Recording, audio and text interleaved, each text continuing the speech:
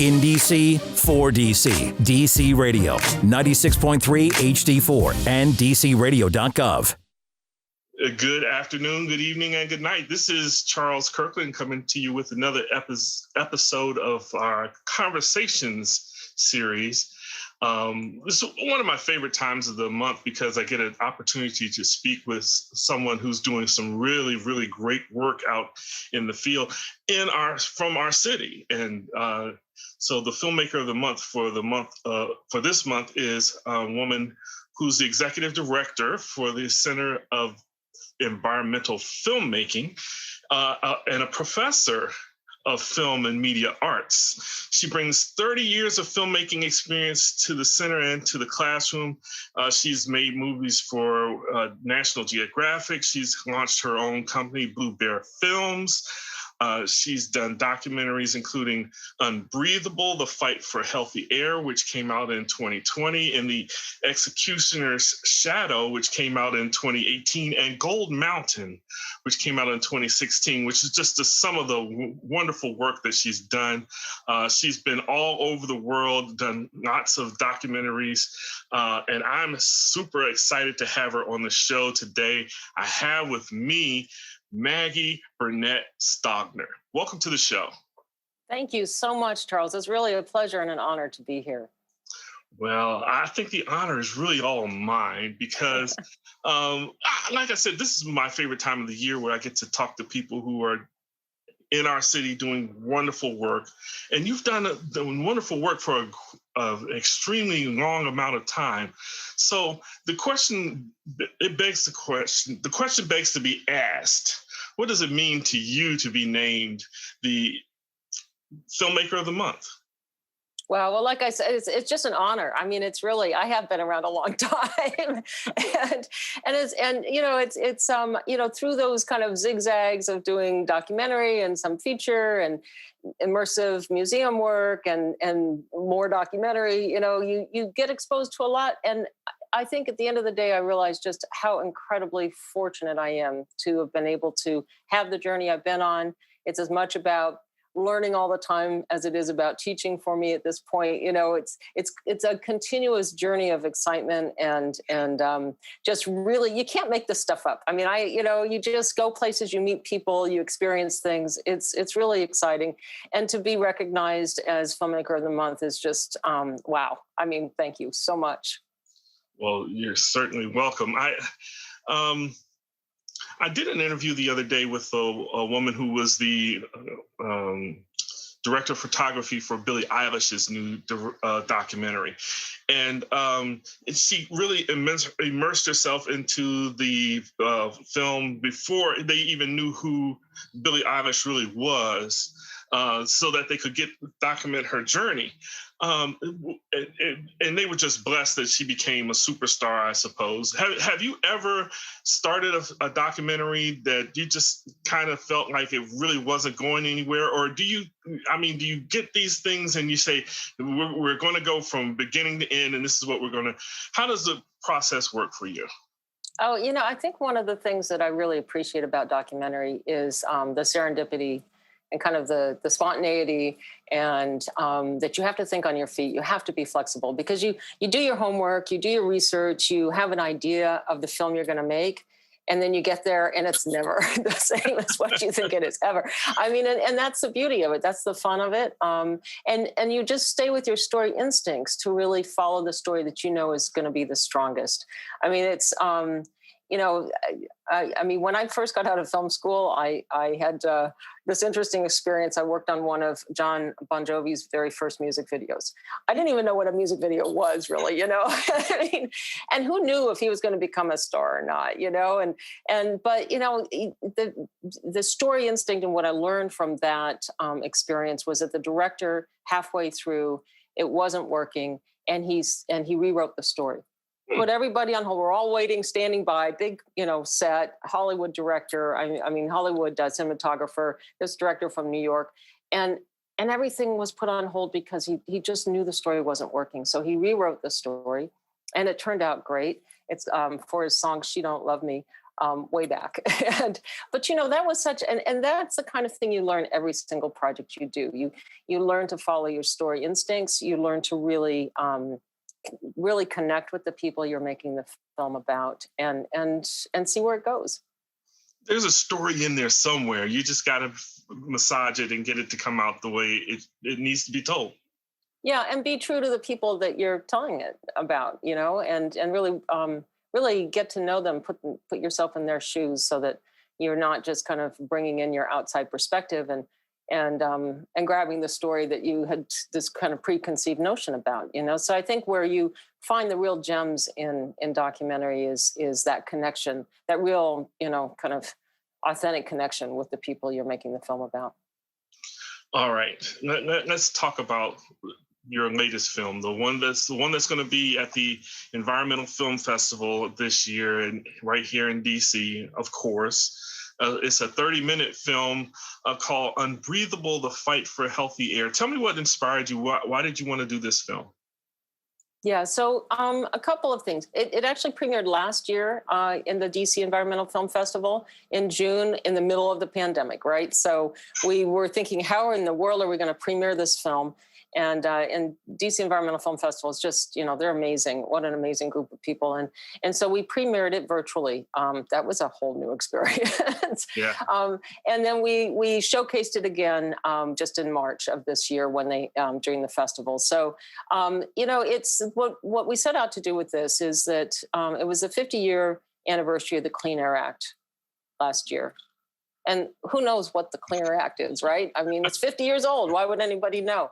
But actually, we've come a long way in cleaning up our air in this country, thanks to the Clean Air Act, and thanks to a lot of bipartisanship that went into formulating those regulations and laws.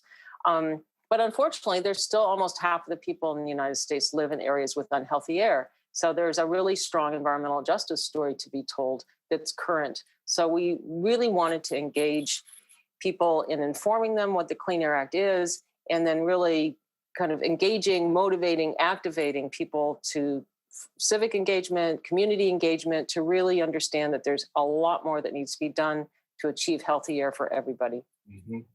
A very educational video. I count myself as one of the people who had no idea of what the Clean Air Act was, or that how long it had been in effect. I should say that I knew that there was a Clean Air Act, but since 1971, I was like, 1970, no, there's no way that this could have been going on this long. And I think it's a great film, and very educational and informational about where we have been, but how much further we still have to go. Yeah, absolutely. And thank you.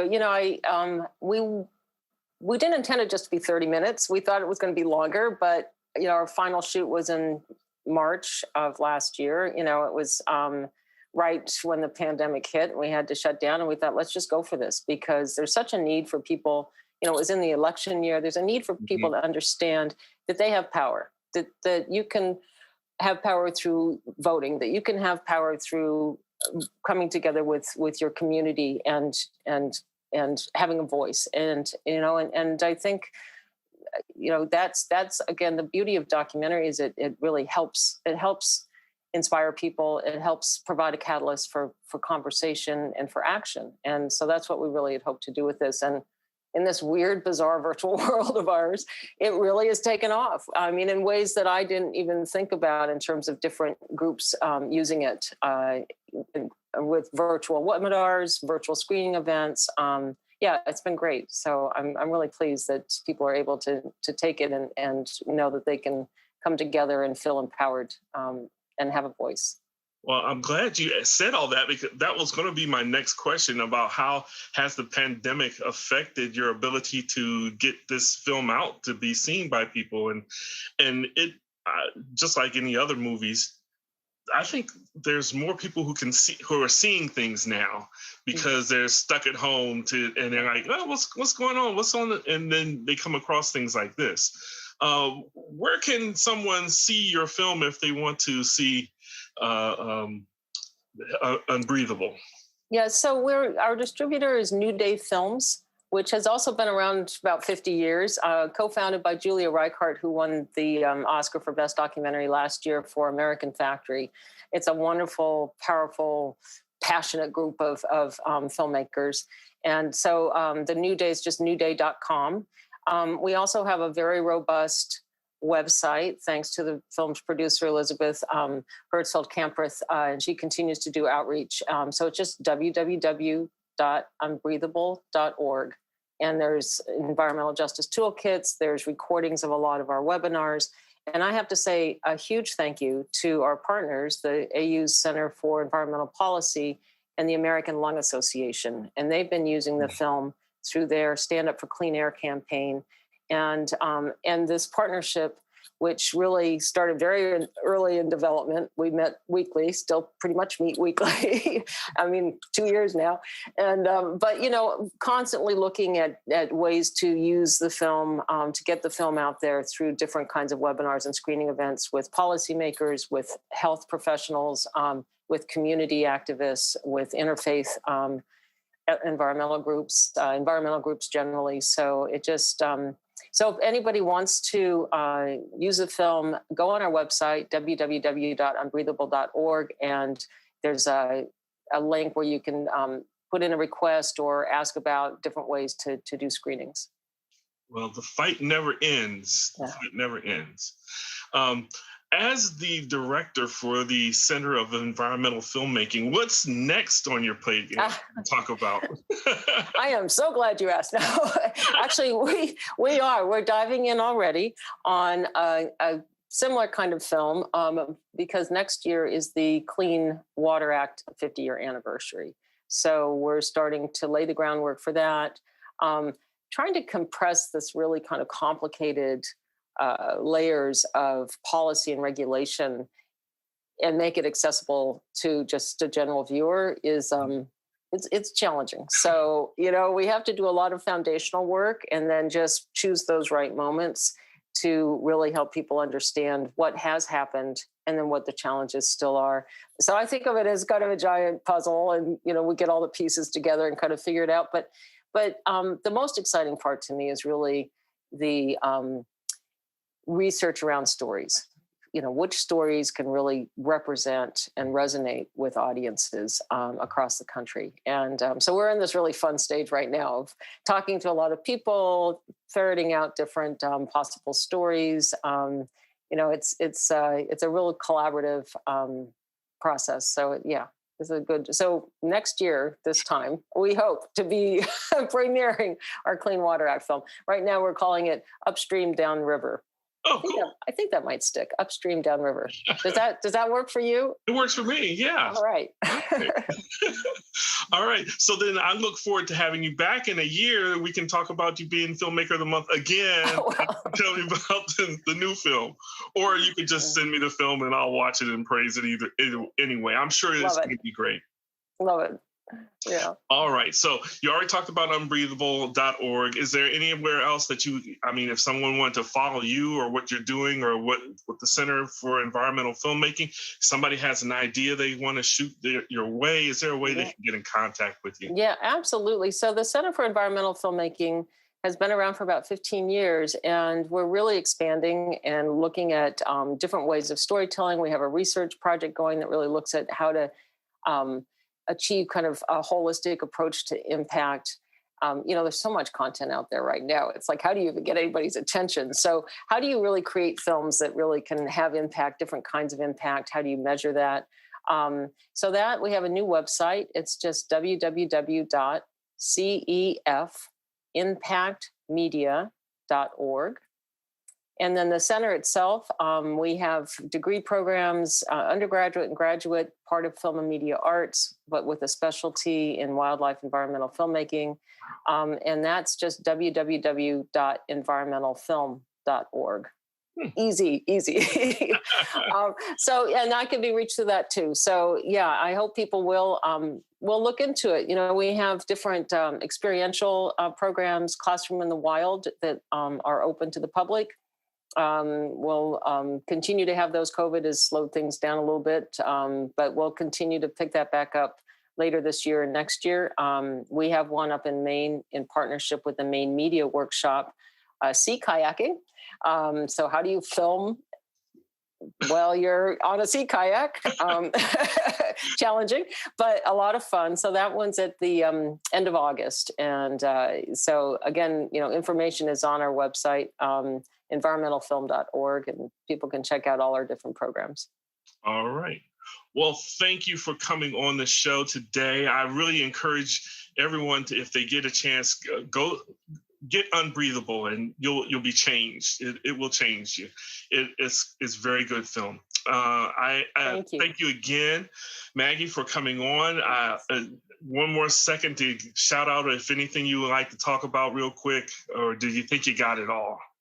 Oh, I could go on for a long time because I have so many people to thank. I mean, our students are incredible. Our alum are out there doing amazing work, and then we have a lot of partner organizations from Nat Geo to the National Park Service and many others, NOAA, NASA, there's a lot of filmmaking opportunities, a lot of work to be done, as you say. I mean, there's just a lot that we can be doing. And then we have this climate crisis, looming. And how do we come together and really figure out, what are some of the ways that we can change or innovate? I think there's a lot of innovation to be done. I know the gloom and doom stuff.